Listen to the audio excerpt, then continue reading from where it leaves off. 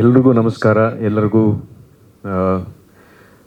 ಹೃತ್ಪೂರ್ವಕವಾದಂಥ ಕೃತಜ್ಞತೆಗಳನ್ನು ಸಲ್ಲಿಸ್ತೀನಿ, ಧನ್ಯವಾದಗಳನ್ನು ಸಲ್ಲಿಸ್ತೀನಿ. Thank god. ಒಂದು ಪ್ರಾರ್ಥನೆ ಇತ್ತು ಸಿನಿಮಾ ಮಾಡೋಕ್ಕೆ ಮುಂಚೆ. ನನಗೆ ಯಾವಾಗಲೂ ಒಂದು ಆಸೆ, ಯಾವಾಗಲೂ ಸಿನಿಮಾದ ಮುಹೂರ್ತ ಮಾಡಿದಾಗ ಅಥವಾ ಸಿನಿಮಾದ ಟ್ರೈಲರ್ ಲಾಂಚ್ ಮಾಡಿದಾಗ ಏನಾರೋ ಗ್ಯಾದರಿಂಗ್ ಆದಾಗ ಏನು ಮಾತಾಡಬೇಕು, ಯಾವ ರೀತಿ ಪ್ರಶ್ನೋತ್ತರ ಇರಬೇಕು ಅನ್ನೋ ಥರ ಚರ್ಚೆ ಬಂದಾಗ ನನಗೆ ಅನಿಸೋದು ಸಿನಿಮಾ ರಿಲೀಸ್ ಆಗಬೇಕು.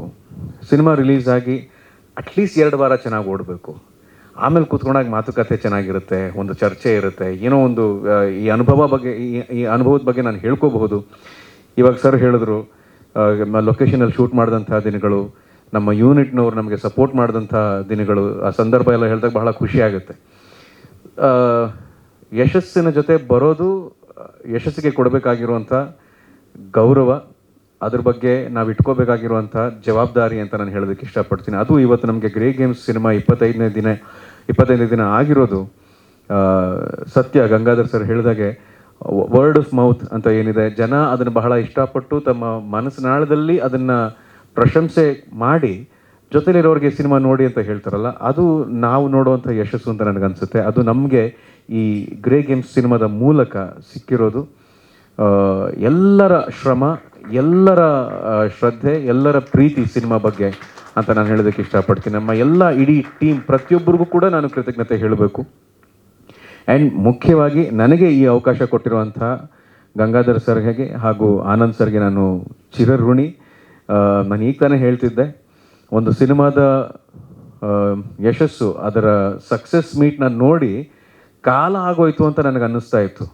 ಸೊ ಇವತ್ತು ಆ ಅವಕಾಶ ನನಗೆ ಬಂದಿದೆ. ಆ ಅವಕಾಶ ನಾನು ನಮ್ಮ ಅಕ್ಕನ ಮಗ ಚಿನ್ನು ಜೊತೆ ಅದನ್ನು ಹಂಚ್ಕೋತಾ ಇದ್ದೀನಿ ಅಂತ ಹೇಳೋದು ನನಗೆ ಬಹಳ ದೊಡ್ಡ ವಿಚಾರ. ಅದು ಭಾವನಾ ಇಲ್ಲೇ ಇದ್ದಾರೆ, ಶ್ರುತಿ ಅವರಿಲ್ಲ, ಅಪರ್ಣಾ ಅಕ್ಕ ಇಲ್ಲ. ಅವರು ಬಹುಶಃ ಅವ್ರನ್ನ ಆ್ಯಕ್ಚುಲಿ ಬಹಳ ಮಿಸ್ ಮಾಡ್ಕೋತಿದ್ವಿ. ಹಲವಾರು ಇವೆಂಟ್ಗಳಲ್ಲಿ ನಾನು ಅಪರ್ಣಕ್ಕನ್ನ ಮಿಸ್ ಮಾಡ್ಕೋತೀನಿ. ರವಿ ಭಟ್ ಸರ್, ಇವರೆಲ್ಲರೂ ಕೂಡ ನಮ್ಮ ಸಿನಿಮಾದಲ್ಲಿ ಜೊತೆಗೆ ಕೆಲಸ ಮಾಡಿದ್ದು, ನನಗೆ ಇವ್ರ ಜೊತೆ ಕೆಲಸ ಮಾಡುವಂಥ ಅನುಭವ ಇದೆಯಲ್ಲ, ನನಗೆ ಬಹಳ ದೊಡ್ಡ ವಿಚಾರ ಅದು. ಗ್ರೇ ಗೇಮ್ ಸಿನಿಮಾದ ಮೂಲಕ ನಾವು ಸರ್ ಹೇಳಿದಂಥ ಕಥೆ ಆಗಿರ್ಬೋದು, ನನ್ನ ಕೈಲಿ ಮಾಡಿಸೋಂಥ ಪಾತ್ರ ಆಗಿರ್ಬೋದು, ಎಲ್ಲರೂ ಹೇಳ್ತಾರೆ ನಿಮ್ಮ ಕಾಸ್ಟ್ಯೂಮ್ ಬಹಳ ಚೆನ್ನಾಗಿದೆ, ತುಂಬ ಚೆನ್ನಾಗಿ ಕಾಣ್ತೀರಿ ಅಂತ. ಮುಖ್ಯ ಕಾರಣ ಶಿಲ್ಪಾ ಮೇಡಮ್ ಇಲ್ಲೇ ಕೂತಿದ್ದಾರೆ. ಶಿಲ್ಪಾ ಮೇಡಮ್ಗೂ ನನಗೂ ಒಂದೊಂದು ಸಲ ಜಗಳ ಆಗುತ್ತೆ, ಯಾಕಂದರೆ ಅವ್ರು ಹೇಳೋ ಬಟ್ಟೆ ನಾನು ಹಾಕಲ್ಲ, ಯಾಕಂದ್ರೆ ನಾನು ಹಾಕೋ ಬಟ್ಟೆ ತುಂಬ ಬೋರಿಂಗ್ ಆಗಿರುತ್ತೆ. ಅವರಿಲ್ಲ, ನೀವು ಈಗ ಹಾಕ್ಕೊಳ್ಳಿ, ನೀವು ಚೆನ್ನಾಗಿ ಕಾಣ್ತೀರ ಅಂತ ಒಂಥರ ಇನ್ನೇನು ತಲೆ ಮೇಲೆ ಹೊಡೆಯೋದೊಂದು ಬಾಕಿ, ಆ ಥರ ಹೇಳ್ತಿರ್ತಾರೆ ನನಗೆ. ಎಲ್ಲೋ ಒಂದು ಕಡೆ ಪ್ರಯತ್ನ ಪಟ್ಟೆ ನಾನು ಆ ಕಂಫರ್ಟ್ ಝೋನಿಂದ ಆಚೆ ಬರುವಂಥ ಅವಕಾಶ ಎಲ್ಲವೂ ಕೂಡ ಈ ಸಿನಿಮಾಯಿಂದ ಆಗಿದೆ. ತುಂಬಾ ಖುಷಿಯಾಗುತ್ತೆ. ಒಂದೇ ಒಂದು ವಿಚಾರ ಮುಕ್ತವಾಗಿ ಹೇಳ್ಕೊಳ್ಳೋದಕ್ಕೆ ಇಷ್ಟಪಡ್ತೀನಿ. ಎಲ್ಲರೂ ಹೇಳ್ತಾರೆ ಜನ ಥಿಯೇಟ್ರಿಗೆ ಬರ್ತಾ ಇಲ್ಲ, ಜನ ಥಿಯೇಟ್ರಿಗೆ ಬರ್ತಿಲ್ಲ ಅನ್ನೋದು ಒಂದು ಕಡೆ ನಿಜ ಆಗಿದ್ರೆ, ಯಾಕೆ ಬರ್ತಿಲ್ಲ ಅನ್ನೋದ್ರ ಜವಾಬ್ದಾರಿ ನಾವು ತಗೋಬೇಕಾಗತ್ತೆ. ಒಳ್ಳೆ ಸಿನಿಮಾ ಮಾಡ್ದೇನೆ, ಒಳ್ಳೆ ಕಥೆ ಬರೀದೇನೆ, ಒಳ್ಳೆ ಪಾತ್ರ ಬರೀದೇನೆ, ಒಳ್ಳೆ ಸನ್ನಿವೇಶ ಬರೀದೇನೆ, ಸಿನಿಮಾ ಚೆನ್ನಾಗಿ ಪ್ರೆಸೆಂಟ್ ಮಾಡ್ದೇನೆ ಜನ ಥಿಯೇಟ್ರಿಗೆ ಒಳಗೆ ಬಂದರೆ ಏನಕ್ಕೆ ಬರ್ಬೇಕು ನಾವು ಅಂತ ಕೇಳ್ತಾರೆ. ಆಮೇಲೆ ಒಂದು ಸಿನಿಮಾ ಮಾಡೋದೆಷ್ಟು ಮುಖ್ಯನೋ, ಈಗ ತಾನೇ ಸರ್ ಕೇಳ್ತಿದ್ರು ಇವಾಗ ಆಗಿನ ಕಾಲ ಮಿಸ್ ಮಾಡ್ಕೋತಾ ಇದ್ದಾರೆ ಅಂದರೆ ಖಂಡಿತ ಮಿಸ್ ಮಾಡ್ಕೋತಿದ್ದೀನಿ. ಅವಾಗ ಒಂದು ಸಿನಿಮಾ ಮಾಡಿ, ಸಿನಿಮಾನ ರಿಲೀಸ್ ಮಾಡಿ ಬಿಟ್ಬಿಟ್ರೆ ಮುಗೀತು. ಜನ ಅವ್ರ ಪಾಡಿಗೆ ಅವ್ರು ಬರೋರು, ನೋಡೋರು, ಲೈನಲ್ಲಿ ನಿಂತ್ಕೊಳ್ಳೋರು, ಕ್ಯೂವಲ್ಲಿ ನಿಂತ್ಕೊಂಡು ಟಿಕೆಟ್ ತೊಗೊಂಡು ಸಿನಿಮಾ ನೋಡೋರು. ಇವಾಗ ಆ ಥರ ಅಲ್ಲ. ಇವಾಗ ಕಾಲ ಬದಲಾಗಿದೆ. ಜನ ಸಿನಿಮಾ ನೋಡಬೇಕು ಅಂದರೆ ಅವ್ರಿಗೆ 4-6 ಸೋರ್ಸ್ಗಳಿಂದ ಅವ್ರಿಗೆ ಕಿವಿಲ್ ತಟ್ತಾ ಇರಬೇಕು. ಅದು ಸಿನಿಮಾ ಚೆನ್ನಾಗಿದೆ ಅಂತ ನೋಡ್ಬೇಕಂತ ಹೊಟ್ಟೋಗ್ಬಿಡುತ್ತಂತೆ. ಆ ಭಯನೂ ಜನರಲ್ಲಿ ಹುಟ್ಟಿಸ್ಬೇಕು. ಸೊ ಒಬ್ಬ ನಿರ್ಮಾಪಕರಿಗೆ, ನಿರ್ದೇಶಕರಿಗೆ ಸಿನಿಮಾ ಮಾಡೋದು ಎಷ್ಟು ಮುಖ್ಯನೋ, ಎಷ್ಟು ಕಷ್ಟನೋ, ಆ ಸಿನಿಮಾನ ಒಬ್ಬ ಜವಾಬ್ದಾರಿಯುತ ವಿತರಕನ ಜೊತೆ ಥಿಯೇಟ್ರಲ್ಲಿ ನಿಲ್ಲಿಸೋದು ಅಷ್ಟೇ ಮುಖ್ಯ ಆಗುತ್ತೆ. ಆ ವಿತರಕರು ಜೊತೆ ನಿಂತ್ಕೊಳ್ಳೋದು ಅಷ್ಟೇ ಪ್ರಜ್ಞಾವಂತರಾಗಿ ಆ ಸಿನಿಮಾಗೆ ಕೊಡಬೇಕಾದಂಥ ಪ್ರಾಮುಖ್ಯತೆ ಕೊಡಬೇಕಾಗತ್ತೆ. ಜೊತೆಗೆ ಆ ಸಿನಿಮಾನ ಪ್ರಮೋಟ್ ಮಾಡಬೇಕಾಗತ್ತೆ, ಜನರಿಗೆ ತಲುಪಿಸ್ಬೇಕಾಗತ್ತೆ. ಇವೆಲ್ಲ ದೊಡ್ಡ ಸರ್ಕಸ್ ಇದೆ. ಹೌದು, ಸಿನಿಮಾ ಮಾಡೋದು ಒಂದು ಸರ್ಕಸ್ಸೇ. ಇವಾಗ ಕಥೆ ಬರೆಯೋದೊಂದು ಸರ್ಕಸ್ ಆಗುತ್ತೆ, ಕಾಸ್ಟಿಂಗ್ ಮಾಡೋದು ಸರ್ಕಸ್ ಆಗುತ್ತೆ, ಆ ಸಿನಿಮಾಗೆ ಬೇಕಾದಂಥ ವಿಚಾರಗಳನ್ನು ಒದಗಿಸೋದೊಂದು ಸರ್ಕಸ್ ಆಗುತ್ತೆ. ಇವೆಲ್ಲವೂ ಶ್ರಮನೇ. Everything is hard work. ಆ ಹಾರ್ಡ್ ವರ್ಕ್ ಇದ್ದಾಗ ಅದೃಷ್ಟ ಅನ್ನೋದು ನಮ್ಮ ಜೊತೆಲಿ ಇರಬೇಕಾಗುತ್ತೆ. ಆ ಅದೃಷ್ಟ ಯಾವ ಮೂಲಕ ಬರುತ್ತೆ ಅಂದರೆ, ಜನ ಅದನ್ನು ಇಷ್ಟಪಟ್ಟು ಅವ್ರವ್ರು ಹಂಚ್ಕೊಂಡಾಗ, ವಿಚಾರವನ್ನು ಹರಡಿದಾಗ ಒಳ್ಳೆಯದಾಗುತ್ತೆ.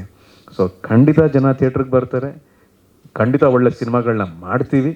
ಈ ಥರ ಪ್ರಶಂಸೆ ಸಿಕ್ಕಿದಾಗ ನೀವೆಲ್ಲರೂ ನಮ್ಮ ಬೆನ್ನು ತಟ್ಟಿ ಸಿನಿಮಾ ಚೆನ್ನಾಗಿದೆ ಅಂತ ಪ್ರಶಂಸೆ ಮಾಡಿದಾಗ, ಅಥವಾ ಜವಾಬ್ದಾರಿಯಿಂದ ನಮಗೆ ಮಾರ್ಗದರ್ಶನ ನೀಡಿದಾಗ, ಒಳ್ಳೆ ವಿಮರ್ಶೆ ಕೊಟ್ಟಾಗ, ಅದು ನಮಗೆ ಇನ್ನೊಂದು ದೊಡ್ಡ ಮಟ್ಟದಲ್ಲಿ ವಿಶ್ವಾಸವನ್ನು ಕೊಡುತ್ತೆ ಅಂತ ನಾನು ಹೇಳೋದಕ್ಕೆ ಇಷ್ಟಪಡ್ತೀನಿ. ಆ್ಯಂಡ್ ಎಸ್, ಮತ್ತೊಮ್ಮೆ sir, thank you for the opportunity.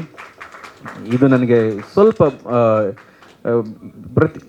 ಪ್ರತಿ ಸಿನಿಮಾ ನನಗೆ ಪ್ರೊಫೆಷ್ನಲ್ ಆಗೇ ಟ್ರೀಟ್ ಮಾಡ್ತೀನಿ. ಇದು it becomes little more emotional and family for me because of Jai. ಆತನಿಗೆ ಈ ಅವಕಾಶ ಕೊಡೋಕ್ಕೆ ಮುಂಚೆ ಏನಾಗುತ್ತೋ ಅನ್ನೋ, ಯಾವ ಥರ ಮಾಡ್ತೀನೋ ಅನ್ನೋ ಭಯ ಅವನಿಗೆ ಎಷ್ಟಿತ್ತೋ, ಈ ಪಾತ್ರ ಯಾವ ಥರ ಬರುತ್ತೋ ಅನ್ನೋ ಕಾಳಜಿ ಕೂಡ ಇವ್ರಿಗೂ ಇತ್ತು ಅಂತ ನನಗನ್ಸುತ್ತೆ. ಆದರೆ ಇವತ್ತು ಸ್ಕ್ರೀನಲ್ಲಿ ನೋಡಿದಾಗ ಅದಕ್ಕೆ ಒಂದು ಕನ್ಕ್ಲೂಷನ್ ಇದೆ, ಒಂದು ಒಳ್ಳೆ ಕನ್ಕ್ಲೂಷನ್ ಇದೆ. ಬಹಳ ಖುಷಿ ಇದೆ, ಸಮಾಧಾನ ಇದೆ. ನಿಮಗೆಲ್ರಿಗೂ ನಾನು ನನ್ನ ಕೃತಜ್ಞತೆಗಳನ್ನ ಅರ್ಪಿಸ್ತೀನಿ. Thank you.